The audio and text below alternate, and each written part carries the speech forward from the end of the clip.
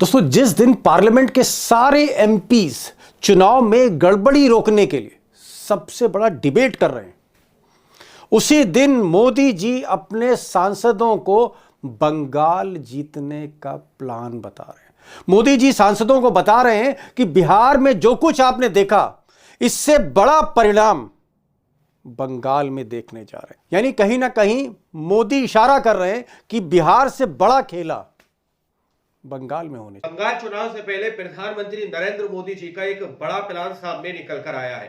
बंगाल चुनाव से पहले एक बहुत बड़ा खुलासा कर दिया गया। बिहार के अंदर जिस तरीके से चुनाव हुए हैं, बिहार के अंदर विपक्ष जिस तरीके से बार बार आरोप लगा रहा है कि बिहार के अंदर ईवीएम के जरिए से चुनाव जीता गया है। अब एक बहुत बड़ा, बहुत खतरनाक प्लान बंगाल को लेकर तैयार किया गया और बखूबी वो प्लान पूरी तरीके से लीक भी हो चुका। दोस्तों, अब एक बड़ी खबर सामने निकल के आ रही है, जो तस्वीरें आप लोगों से गोदी मीडिया छुपा रहा है। क्या खबर सामने निकल कर आई है? हमारे साथ वरिष्ठ पत्रकार मौजूद है दीपक शर्मा, आप उनकी इस रिपोर्ट को देखिए। नमस्कार, मैं दीपक शर्मा, मेरे यूट्यूब मंच पर आपका स्वागत है।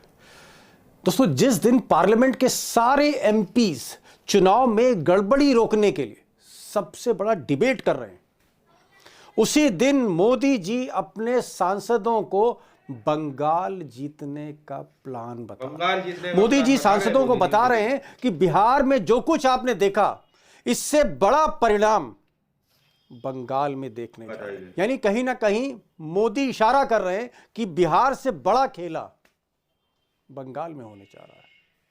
अब दोस्तों, जो बड़ा सवाल है वो ये है कि क्या मोदी अपने सिस्टम के बल पर बंगाल भी जीतने जा रहे हैं, और इसी सिस्टम के बेस पर, आधार पर, क्या नेक्स्ट टारगेट मोदी का उत्तर प्रदेश? अब ये सवाल जब मैंने आज देश के जाने माने इलेक्शन एक्सपर्ट योगेंद्र यादव से पूछा, तो योगेंद्र जी का कहना था कि मोदी धीरे धीरे वन पार्टी वन लीडर की तरफ। सुनिए, बहुत इंपॉर्टेंट बात है। विचार वन वोटर लिस्ट का नहीं है, विचार वन का, one nation, one election, one party, one leader. ये मूल विचार ये है। ये मूल विचार जो है लोकतांत्रिक विचार नहीं, वहां। अब दोस्तों, योगेंद्र यादव ना सिर्फ इलेक्शन एक्सपर्ट हैं, बल्कि आज की तारीख में इस देश में बड़े पॉलिटिकल थिंकर्स में से एक है।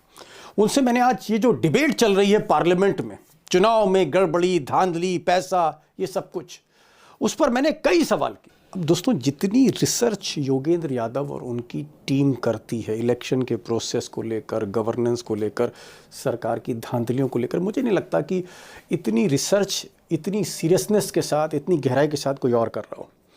और आज मैंने बहुत से ऐसे सवाल किए। अखिलेश का भी आप जवाब सुनेंगे योगेंद्र यादव से, उस पर भी उन्होंने भारी रिसर्च कर रखी। मैंने आज उनसे ये भी पूछा कि आप जिस तरह से देश की आज की राजनीति को देख रहे हैं, क्या आपको लगता है कि धीरे धीरे मोदी किसी ना किसी तिगड़म से बंगाल भी जीत लेंगे, तमिलनाडु में किसी स्टैलिन के विरोधी को खड़ा कर देंगे, पंजाब में अकाली दल के साथ मिलकर पंजाब जीत लेंगे? करने क्या जा रहे हैं मोदी? मोदी का प्लान क्या है? वो चुनाव से पहले, बंगाल चुनाव से कई महीने पहले ये क्यों कह रहे हैं कि बंगाल हमने जीत लिया? अब योगेंद्र यादव जी ने जिस तरह से मोदी के प्लान को या शाह के प्लान को डिकोड किया है, मुझे नहीं लगता दोस्तों कि देश में कोई दूसरा ऐसा शख्स है जो इतनी आसानी से सारा प्लान खोल सकता है, डिकोड कर सकता है। योगेंद्र जी, आज का दिन तो बहुत ही महत्वपूर्ण है, क्योंकि संसद में बहस है वोट चोरी को लेकर। उधर आज ही जो है आपका एक लेख भी बड़ा जबरदस्त छपा इंडियन एक्सप्रेस में। और सबसे बड़ी बात, सुबह की शुरुआत नरेंद्र मोदी ने हमेशा की तरह कर दी। उन्होंने पार्लियामेंट्री पार्टी की बैठक में कहा अपने सारे सांसदों से कि भाई, बिहार से जो गंगा निकली है जीत की, ये तो बंगाल भी जीतने जा रही है। और उन्होंने कहा कि 100% हम बंगाल जीत रहे हैं। यानी जीत का जो सिलसिला हरियाणा में, महाराष्ट्र में, दिल्ली में, बिहार में, वो बंगाल में थमने रुकने वाला नहीं। और कहीं ना कहीं उनका इशारा आगे की तरफ भी है कि हम कहीं ना कहीं उत्तर प्रदेश भी जीतेंगे, हम बाकी प्रदेश भी जीतेंगे, और जहां हमारी मौजूदगी नहीं है वहां भी हम कमाल करने जा रहे हैं। क्या ये जो कमाल है, या ये जो उनका आत्मविश्वास है कि अभी से हम बंगाल जीत चुके हैं, क्या इसके पीछे भी ज्ञानेश कुमार है? इसके पीछे यही खेल है जिसको आप परत दर परत उजागर करते चले जा रहे हैं?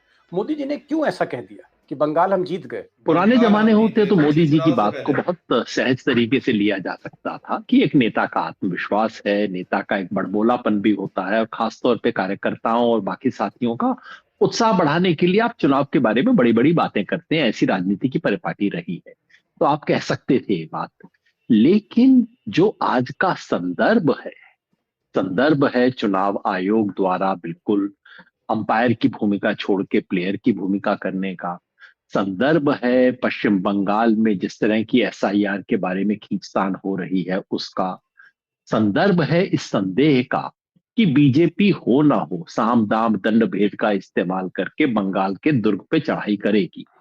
उस संदर्भ में जब प्रधानमंत्री ये बात कहते हैं तो खटका होता है कि कहीं ये पहले से तय किए गए परिणाम को जस्टिफाई करने के लिए नैरेटिव बनाने की शुरुआत तो नहीं है।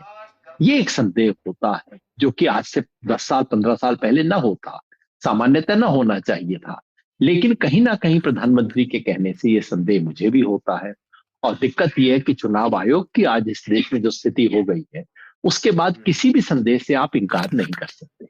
आप योगिन जी, आप क्या कहना चाह रहे हैं कि प्रधानमंत्री खुद एक नैरेटिव सेट करते हैं कि हम ये चीज जीतने जा रहे हैं, फिर अमित शाह सीटें बता देते हैं कि हम इतनी सीटें जीत रहे हैं और इत्तेफाक से उतनी ही सीटें आती, और उसके बाद गोदी मीडिया बंगाल के जो जीतने का प्लान ओपिनियन बता रहे पोल हैं मोदी है, जी सर्वे इसीलिए। हैं, वो भी वही चीज रिफ्लेक्ट करते हैं। और एक नैरेटिव बनने के बाद आपको लगता है एक खेल हो जाता है और बताइए। फिर सबको स्वीकार करना पड़ता है कि नहीं नहीं, ऐसा तो भाई हुआ ही होगा। जब ओपिनियन पोल भी कह रहे हैं, मीडिया भी कह रहे हैं, मोदी भी कह रहे हैं, अमित शाह भी सीट गिना रहे हैं, तो फिर जीत तो होनी ही थी। क्या ये एक पूरा का पूरा एक तंत्र एक ही दिशा में काम कर रहा है जिसमें सारे पिलर्स, चाहे वो मीडिया हो, चाहे वो इलेक्शन कमीशन हो, चाहे वो एग्जीक्यूटिव उत्तर यानी प्रदेश। सिस्टम हो, इलेक्शन की स्टेट मशीनरी हो, सब कुछ एक ही दिशा में चलता है जहां मोदी जी ले जाना चाह रहे हैं? ऐसा आपको शक होता है, संदेह होता है? दीपक भाई, मैं इतना ही कह रहा हूं कि आज की तारीख में आप इस वन संदेह से पार्टी वन इनकार लीडर, नहीं कर सकते। वन नेशन वन ये बात इलेक्शन जरूर है शायद। कि इससे अपने आप में कुछ साबित नहीं हो जाता। ये बात भी हमें याद रखनी चाहिए कि पिछली बार भी बंगाल के बारे में 2021 में जब चुनाव हुआ था तब भी ये सब बातें हुई थी, बड़बोलापन भी था, तब बड़े बड़े दावे भी किए गए थे, और कुछ गोदी चैनलों ने, पालतू लोगों ने तमाम तरह की दावे कर दिए थे, किताबें तक लिख दी थी कि बंगाल में बीजेपी कैसे जीतने वाली है इत्यादि, ये सब हो गया था। उसके बाद नहीं हो पाया। तो अभी से हम ये नहीं मान सकते कि यही होगा। लेकिन हाँ, पिछले 5 साल में चुनाव आयोग की स्थिति पहले से भी ज्यादा खराब हुई है, पहले से ज्यादा कॉम्प्रोमाइज है चुनाव आयोग। और उस संदर्भ में जब प्रधानमंत्री इस तरह के दावे करते हैं, और आने वाले दिनों में आप देखेंगे वो सब होगा जो आपने जिक्र किया। अभी अमित शाह जी सीटें गिनाएंगे, फिर कोई सर्वे वाले आएंगे, फिर टीवी चैनल वाले आएंगे, दिखाएंगे कि ना इस बार तो हो ही गया बीजेपी का, ये सब बातें होंगी। तो ऐसा कुछ बैकग्राउंड बनाने की कोशिश की जा रही है, इसके बारे में संदेह होता है। संदेह से अधिक मैं नहीं कहूंगा, क्योंकि मैं थोड़ा सा इन चीजों में जो बिल्कुल जो कुछ प्रमाण के आधार पे कहा जा सके उतना ही कह के मैं रुक जाता हूं सामान्यतः। लेकिन जब आप शक जाहिर करते मोदी हैं का तो थोड़ा प्लान सा क्या है, सबसे बड़ी लोगों का बात दिल है। घबराता है, क्योंकि जो आपकी क्या करें। पकड़ है, जो समझ है, वो कहीं ना बताइए। कहीं शक आपके जो है सच में बदल जाते हैं अक्सर। अब आज के इशू पे आ रहा हूँ। आज कांग्रेस ने कहा और पार्लियामेंट में कहा, जब बहस चल रही थी वोट चोरी पर कि भाई कैसे सिस्टम ठीक करें, मनीष तिवारी ने कहा कि भाई देखिए ऐसा है कि सबसे पहले तो जिस तरह से आप इलेक्शन कमिश्नर को अपॉइंट कर रहे हैं, उनकी भर्ती हो रही, नियुक्ति हो रही, वही गलत है, उसको बदलना चाहिए। उसने कहा जब प्रधानमंत्री और गृह मंत्री मोदी, शाह और राहुल गांधी ये तीन मिलकर करेंगे तो मेजोरिटी तो आप ही के पास है, 2 वोट आपके, 1 राहुल गांधी का, तो आप तो हमेशा जीतेंगे। उन्होंने कहा कि यही गैर संवैधानिक है क्या हो गया? और इसको बदलिए। सदन क्या खत्म हो गया। आप इससे पूरी तरह से सहमत हैं कि नरेंद्र मोदी ने जानबूझकर संसद चलो में नीचे। एक कानून बनाया और गृह मंत्री और प्रधानमंत्री इनको इंक्लूड किया लिस्ट में और नाम के लिए राहुल गांधी को भी रख लिया? क्या बेईमानी यहीं से शुरू होती होती है? यही गंगोत्री है इस बेईमानी की? देखिए, इसके बारे में कोई शक हो नहीं सकता, जैसा कि हम सब जानते हैं कि सुप्रीम कोर्ट में केस हुआ था। केस में एग्जैक्टली यही आर्ग्यू किया गया था कि देखिए जो संवैधानिक व्यवस्था है जो 1950 में बनाई गई थी। तब लोग मान के चलते थे कि आग की शर्म होगी, पर्दे में काम होगा, बंगाल एक हल्दी लोक लाज विधानसभा का चुनाव से सम्मान पहले। करते हुए काम होगा। ये देखते हुए संविधान की मूल व्यवस्था ये थी कि सरकार अपॉइंट कर देगी इलेक्शन कमिश्नर को। और सुप्रीम कोर्ट में जो केस गया था वो ये कि ये जो संवैधानिक व्यवस्था है ये सही नहीं है, ये संविधान की भावना के अनुरूप नहीं है, इसलिए इस व्यवस्था को बदलना चाहिए। और इसके लिए संसद, क्योंकि संविधान में लिखा गया था कि सरकार इसके बारे में कोई कानून बना सकती है, सरकार ने कोई कानून बनाया नहीं था, सरकार धड़ल्ले से अपॉइंट करती रहती थी। सुप्रीम कोर्ट में केस हुआ, केस के अंदर सुप्रीम कोर्ट ने स्पष्ट रूप से कहा कि हाँ, संविधान में जो व्यवस्था थी उस व्यवस्था में ये मान के चला गया था कि संसद जल्द ही एक कानून बनाएगी, क्योंकि संसद ने नहीं बनाया।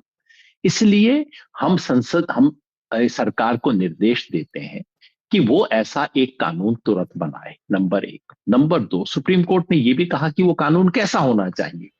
सुप्रीम कोर्ट ने कहा उस कानून में यह स्पष्ट व्यवस्था होनी चाहिए कि व्यवस्थापिका यानी कि सरकार को चुनाव आयोग की नियुक्ति में निर्णायक अधिकार नहीं हो। ये बिल्कुल तो आप लोगों ने इस वीडियो को शुरू से आखिर तक देखा। वीडियो के अंदर साफ तौर पर बात की गई है कि किस तरीके से one nation one election one party वाला फॉर्मूला यहां पर मोदी जी अपनाते हुए नजर आ रहे हैं। दावा किया जा रहा है कि इस पर बहुत तेजी से काम किया जा रहा है। One nation one election one party यानी कि राजा महाराजाओं वाला दोबारा से कार्यकाल को संभालने की कोशिश की जा रही है। लेकिन हमारा देश एक लोकतांत्रिक देश है, हमारा देश संविधान से चलने वाला देश है।